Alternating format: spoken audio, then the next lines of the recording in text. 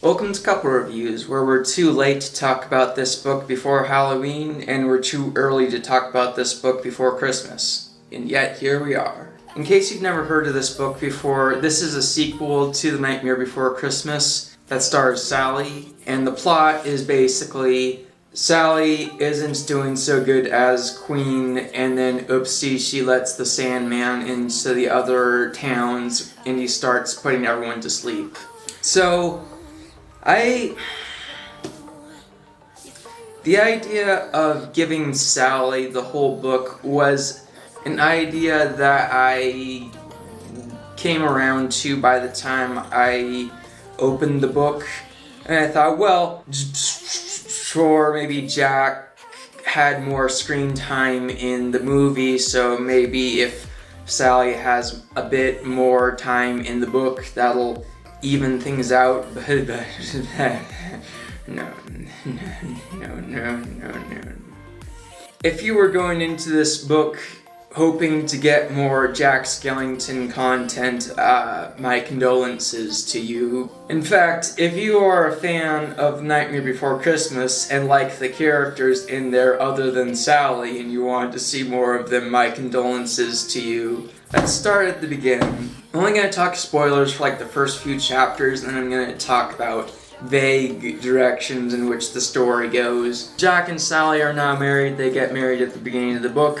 And at the beginning, they go on their honeymoon, and it's this sweet fluffiness that takes place in Valentine's Town. The big theme that's going on is Sally doesn't feel like she's ready to be a queen, and she doesn't know how to be a queen. And the queen of Valentine's Town is so good at it, and that's intimidating her. But when she's not obsessing about how much she hates to be queen, she's having fun on her honeymoon away from Halloween Town, away from the people who expect her to be queen, and with Jack, who she loves a lot, like obsessively. And she's so happy to be married to Jack, and she's so happy to be away from the pressures of being queen. But once the honeymoon ends, she goes back to Halloween Town, and everyone is poking and prodding her to be in the new dress and live up to their queenly expectations. And she doesn't know how to be queen.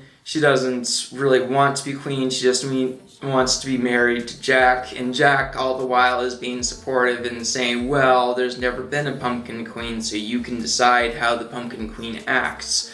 But that doesn't really comfort her too much, as she just stomps away furiously, and she's very shy. So this is a very shy person who's been thrust into the spotlight, and that's not working for her, and that she has this relationship with Jack where she loves him abundantly, and yet being married to him is causing her such a crisis of identity, I guess, and crisis of responsibility that she's not prepared for. She's resenting the townspeople for wanting her to do things that aren't her. And so right about now, you're thinking what I was probably thinking at this point. You're probably thinking, oh sweet, is the whole book gonna be like that? No.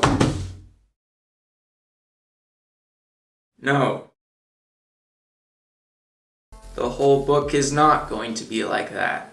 The whole book is going to be the Sandman comes in and puts everybody to sleep, and Sally's the only resident of Halloween Town who's awake for the vast majority of the book. I will say that again. Sally is the only person from Halloween Town who is awake for the vast majority of the book. And yes, Jack is asleep for the vast majority of the book. Jack Skellington, the main character of Nightmare Before Christmas, is just asleep. So if you wanted more Jack Skellington, I'm so sorry. I guess this book says screw you, because only Sally. And then the book just goes on this series of Sally going to these different towns where everyone is already asleep, and she's okay. When I said that Sally's the only person from Halloween Town who isn't asleep, I was forgetting about Zero, but even Zero is absent for the vast majority of the book, and not a person, is a dog, so. I get that they want to make Sally the main character for a few different reasons. She's arguably the fan favorite from the movie, and one could argue that she had an interesting story to tell that wasn't told in the movie, and it would have evened out if Jack was a character with the same prominence that Sally had in the movie. It would have evened out if Jack was the love interest in the book while Sally was the main character. The problem is it does not at all even out because there's way too much Sally in this and not nearly enough everyone else. They could have just had Jack be a slightly less prominent character like Sally was in the movie, but they didn't. They just shoved him under and just not forgot about him, just had him be absent for almost the whole time, which I refuse to believe that that's what the Nightmare Before Christmas fans wanted. Now, if hypothetically, if I had the author of this book sitting right next to me, she would probably say that if you have Jack around, people are going to just obsess over him, and he would have stolen Sally's spotlight. Well, if hypothetically this author was here and she said that to me, then I would say to her, if you don't know how to make Sally more interesting than Jack, then you chose the wrong protagonist. Period. If she didn't know how to make Sally more interesting than Jack, then she chose the wrong protagonist. Period. And I would say the same thing to the idiot who took Luke out of most of The Force Awakens. Now, the writing wasn't exactly the strongest strength of the Nightmare Before Christmas movie. It was more the visuals that carried the film. So there was a bit of a personality gap that was left behind by... Well, Jack had a character to him. It's just that most of his character development revolved around the plot of him being tired of Halloween and getting into Christmas, and that's been moved on since then. But if the author didn't think that Jack's personality was very interesting, then it was her responsibility to flesh him out and expand upon his repertoire of dialogue. That was her responsibility to flesh him out, but she just decided, nope, I'm just going to shove everybody else to the side and concentrate on just Sally for the vast majority of the book. And when the book is at Halloween Town, it's actually kind of fun, and the residents of Halloween Town are like endearingly stupid, if that makes sense, kind of, in a way where you don't really relate to them as much as you relate to Jack and Sally, which when Jack is actually there, which is only in the first few chapters, and then like the last few chapters. And what the book does with Sally is it fleshes out her backstory. Sally's journey of finding out more about herself and eventually standing up to the Sandman is just something that was slogged through so slowly and takes up so much of the book, and it didn't feel like it needed to be the most of the meat of the book. And she gets to the point of actually standing up to the Sandman very slowly. I understand that she's a very shy person and it takes her a while, but a lot of the book is just her wandering around, not knowing what to do, and hoping to find someone else who can solve the problem she caused for her. And when she finally figures out that she should do something, she decides to do what she could have done ages and ages and ages and ages and ages ago. It didn't really feel like this was an epiphany that was kept away from her up until then. I mean, the method in which she fights back against the Sandman is something that you wouldn't think that she wouldn't do right from the beginning, if that makes sense. I didn't even think that Sally was as interesting as she could have been, and she was kind of just annoying. Her being too shy to stand up against the villain, it kind of gets old after a while. And that's what we're getting instead of more of Jack and Sally's romance. That's what we're getting instead of more time in Halloween Town. And there's this part of the book that kind of makes her a little less like, well, there's something about her that's kind of troubling. She keeps saying in the narration that she loves Jack so much and she's so sick of everyone else, and she keeps talking about how Jack is the only one she's ever loved and how he's the only person who makes her feel good, and I'm not so sure that this is healthy for her to just obsessively only have any compassion for just one person in her life, and for her to just only want to shut out everyone else in her life. There's even narration at the first chapter, or even the prologue, where she is saying, wouldn't it be nice if her and Jack were just buried right there right after their wedding? I don't think I like that. And she carries that mentality with her very far into the book until it's like right near the end, where she just randomly decides, I guess I liked everyone after all, even though everyone else has been asleep for this entire adventure, and she's not had any bonding time with them, nor has she been showing any concern for them. She's only been showing concern for just Jack for most of the time. I mean, there's been vague, not vague, I mean, there's been a little bit of her saying, well, I gotta save everybody, especially Jack, but that's, when she says everybody, she means not just Halloween Town. Because it's not just Halloween Town that's at stake. The Sandman has been going into other towns, and even the human realm, and let's talk a bit about the Sandman, shall we? The villain of the story, he has, for most of the book, he has no dialogue. He only shows up in a handful of chapters, and then when he does show up, he doesn't really have much personality or much of a argument for his motives, if that makes sense. I mean, some villains don't need that because they make up for it in charisma, and the Sandman does not have charisma. Another huge issue, he takes everyone out off screen. So if you wanted a good action scene, my condolences. We just have Sally showing up after the fact because everything's about Sally now.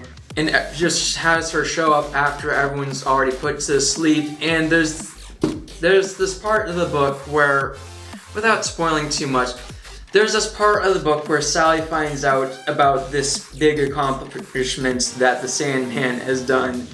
And I thought, wait a minute.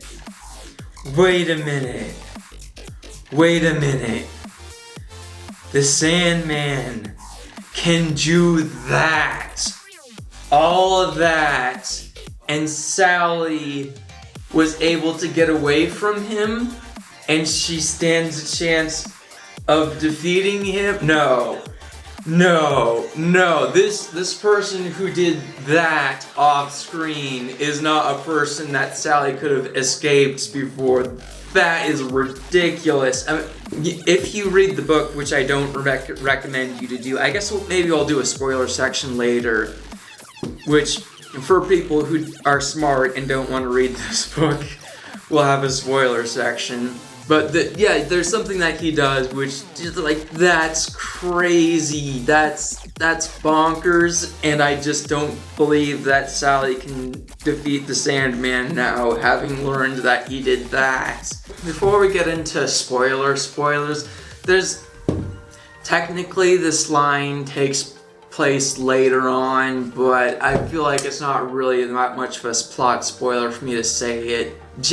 At one point, Jack says to Sally that he never likes how Dr. Finkelstein treated her.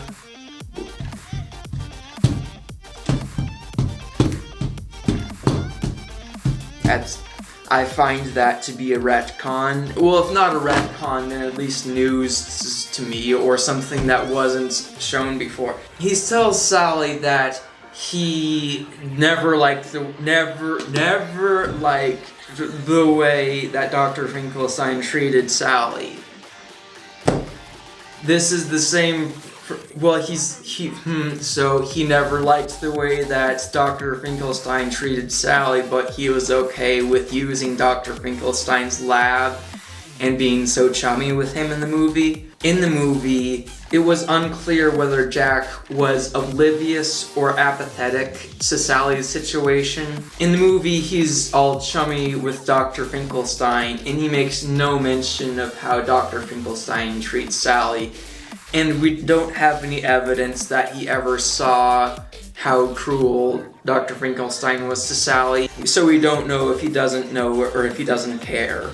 And there is an argument to be made that he didn't care, because the residents of Halloween Town are not necessarily up to date on their understanding of morality. There's even a part of this book where the Vampire Prince, one of the residents of Halloween Town, the Vampire Prince's claws are described as something like perfect for draining the blood from his victims. I have it marked here. Let me see if I can find the exact wording.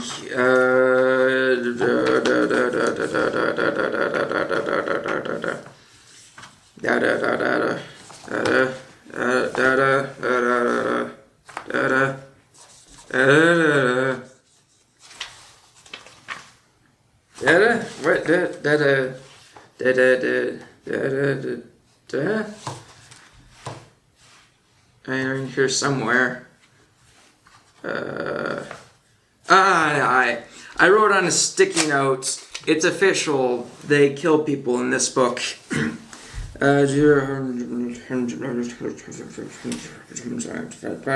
Fingernails grown out into sharp points, the better to puncture his victims' throats and drain them of their blood. Oh, so that sounds like the Vampire Prince kills people, and it sounds a lot like the residents of Halloween Town do not have a problem with the Vampire Prince killing people. Now, I will say when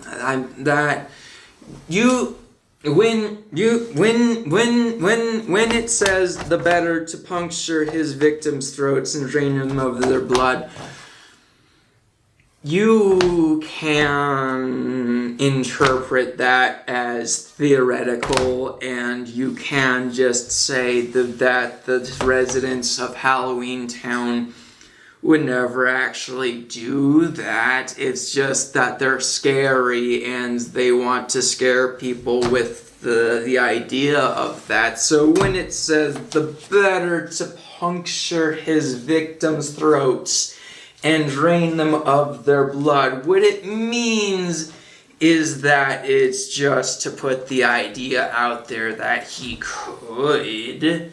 It doesn't mean that he does. You can interpret it that way, but you can also interpret that as these people are, for the most part, murderers, and they have no morals, and when Dr. Finkelstein was abusing Sally, nobody cared, because by their standards of morality, if he built it, he can abuse it. So you can just say that, and you can just say that Jack looked at that and said, well, that's not my problem, or if he built it, he can do what he wants with it, so he might not have had a problem with Dr. Finkelstein being abusive to Sally in the movie. You can say that, but you could also say he didn't know, or he secretly didn't approve. I'm just saying that there's these two interpretations which you can choose between. That's what I'm just saying, but again, I will remind you that it mentions the better to puncture the blood of the victims and the better to drain the blood of the victims. But so you can kind of interpret that, but that's kind of not really a positive thing to view the people of Halloween Town through. Let's jump into spoilers now. When I said, so I'm gonna give you an extra second. So we're doing spoilers now, so spoiler alerts. So I'm not saying read the book first, I'm just saying don't read the book first and stick around to hear spoilers about the book you shouldn't read. Unless, do I want to do unless? I mean, I guess if you're a huge, massive The Nightmare Before Christmas fan, and if nothing else, you would at least want to see what's in the other holiday towns, you can at least read this book wanting to know the lore, if that's what you want. And if you love Sally so much that you want a book about only her, I guess you might get what you wanted, but go in not expecting to get any of the other characters in massive quantities. So, spoilers now. The big thing that I said before that the Sandman does. Sally goes off to the human realm. The human realm, as in Earth, as in the planet Earth. And she says, according to the narration, and according to the Sandman himself, I believe, the Sandman has used his dream sand to put to sleep everyone on Earth. How? What? First of all, this book has not been taking place over the course of years, so in order to even be in front of everyone on Earth, you would have needed to travel at super crazy lightning double speed to even do that at all. And which we know that he doesn't have, because we kind of know that he doesn't have, because again, Sally was able to escape him at one point. So how was Sally able to escape a person who can put to sleep everyone on Earth? And I guess you can say, well, if in this universe, if Santa can visit every household and give presents or coal to every child on Earth in one night, then the Sandman can visit every person in the human world in the span of a few days. You can say that, but you cannot say that and then also tell me that Sally was able to escape him and then later defeat him. You cannot tell me that. You cannot tell me that. And again, remember how I said that Sally shouldn't have needed to take so long to figure out that she should just take the Sandman down herself. The way she takes the Sandman down is she uses a knockout potion to take him down, like the way she used to escape from Dr. Finkelstein. So why is it then that this person who is so experienced in making these potions to knock people out and use them to escape her captor multiple times did not immediately think that's the plan when she found the residents of Halloween Town knocked out? Why did she think, I'm gonna go to literally every other realm and shyly check if there's anyone else who can do it for me first for like hours, and then find out about her backstory? And then we're gonna get to her backstory in just a freaking minute. You can be very sure about her. We're gonna get to her freaking backstory.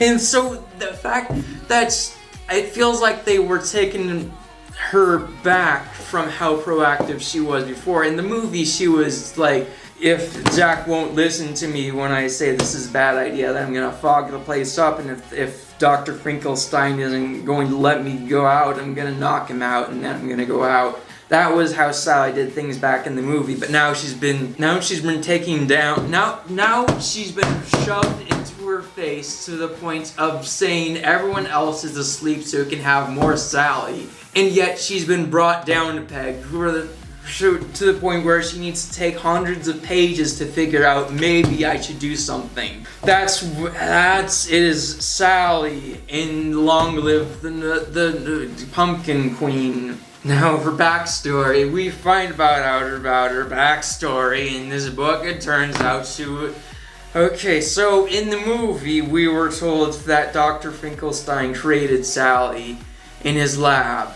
But now we're finding out that she was actually born by having ragdoll parents from the Dream Town. Which, by the way, there's a Dream Town. And by the way, there's a Dream Town where they have a wall to keep out the Sandman. A Sandman who could go visit every single person in the world in a few days or less. They have a wall that can keep him out. What is the power level of the Sandman? He's so powerful he can knock out the whole world, but he's not so powerful that he can get past a wall or take out a ragdoll. What is the power level here? I don't understand. But anyway, there's a town called Dreamtown where everyone talks and riddles in there. They love to take naps all the time and they help people get to sleep, namely children. And there's two ragdolls who are the co-mayors. I don't know if there's ever been a town with co-mayors, but okay. There's co-mayors who are Sally's parents. Biological parents, yeah. Ragdolls who are biological parents of a ragdoll. How that works, I would assume the traditional way, but you can picture questions coming from how did biological work with ragdoll. Anyway, we're just told that Sally was born now and she has a childhood which she was forced to forget about by Dr. Finkelstein, who kidnapped her and brought her to Halloween Town and got. I mean, it kind of makes sense that Sally is actually from a different town than Halloween Town, because in the movie she is having not as much freakish mentalities and warped ways of thinking that are common from the other residents of Halloween Town, and she's the only one. Santa Claus called her the only one who makes sense in that insane asylum. So it kind of makes sense for Sally to be of a different town than most of the people in Halloween Town. But she keeps thinking about and narrating about how she thought she was this thing created in a lab, but she was actually born and she has a childhood after all, and she has parents who loved her after all, and she has these loving parents who missed her after all, and she couldn't meet them again after all, and she's not untraditionally become of after all. And I take issue with that, and here's why. Instead of saying that she's okay, even though she had this untraditional coming into existence, she takes peace in finding out that she actually is of a traditional coming into existence, and she actually does have loving parents, and that's what she takes peace and growth in. But, well, so what is your message here for people who have untraditional ways of coming into existence? What's your message to people who don't have loving parents? Well, I guess screw you, then. I guess you either find out that you have loving parents or you don't come to terms with yourself, I guess. That's the message that this freaking book says. That's Sally in Long Live the Pumpkin Queen. And I don't like it. I don't like it. It would have been so much more powerful if Sally could have said, yeah, I was born in a lab, but you know what, so what? I've gotten a good shindig now. I've gotten a good deal. I got a good marriage now, so who cares if I was born in a lab? That would have been much more powerful. That would have been much more powerful if she said, you know what, I'm still okay even though I don't have loving parents. I mean, okay, hold on. Hearing me ramble about this, you might be wondering, Knight, are you okay? Yeah, yes, I have good parents. My dad's actually a pastor. My mom is the sweet pastor's wife. So yeah, I have I'm talking about other people right now. This isn't about me. So where was the in this book? Where was the message of even if you don't have good parents, and even if your birth wasn't of a traditional story, that doesn't mean that you can't be a queen. Where is that kind of message in this? There is no message like this. I didn't mean to throw it that hard, but it deserved it. At the end of the book, the way the Sandman situation gets resolved is he falls asleep for the first time ever. I think he falls asleep for the first time ever, and he gets his own dreams for the first time ever. He's been stealing other people's dreams, which hasn't been satiating his appetite for dreams. But because of Sally, he sleeps and gets his own dreams for the first time, and that just sort of snaps him out of him being evil, and he just says, sorry about that, can I have more of that knockout soup, and then we'll live happily ever after peacefully. And then they just do that, and everyone's just peaceful with each other after he knocked out the whole world and stole their dreams, and people were calling that a fate worse than death or something like that. Okay, listen. To have the story end with the villain saying, sorry about that, I guess I've snapped out of my madness, and then them just saying, okay, fine, we'll just let this slide as long as you don't do it again. I feel like that's something that you tonally could have gotten away with in The Nightmare Before Christmas, the movie, but the book just hasn't had the matching tone to have them fit that in this story. Through a lot of the book, Sally has been taking the situation so seriously and dreading the Sandman so much, and people have been so emotional and talking about how they've been experiencing the fate worse than death. So to take that book's tone, you kind of can't really, it doesn't really fit that resolution with the Sandman. So just all around a totally terrible villain. There was one part at the end of the book, the last few chapters, that I thought was funny, and it was with the Halloween townspeople who are asleep for most of the book. They were talking about what to do with the Sandman, and one of them suggested, let's throw him off the cliff, and they got all excited about that, and then either Jack or Sally said, no, he's a resident of Dreamtown. The people of Dreamtown should decide his fate. And Sally's parents, the mayors of Dreamtown, right there. And so everyone looks to them to say what they're going to do with the Sandman. Then Sally's dad says, we think the cliff sounds reasonable. Then everyone starts cheering, and they run over to him about to pick him up. And I thought that was... I thought that was kind of funny, honestly. More books, more. I have been reading The Prince of Song and Sea. This is going to be a review I'll make later. I haven't finished it yet. Right now, I'm on page 262, and the book has 345 pages. So far, not bad, actually. This is The Little Mermaid from Eric's perspective, and it turns out Eric has a lot of life outside of Ariel, as it turns out. I was worried that this book would just be recycling scenes from the movie. There's actually a lot going on in this book that was not in the movie. So far, so good.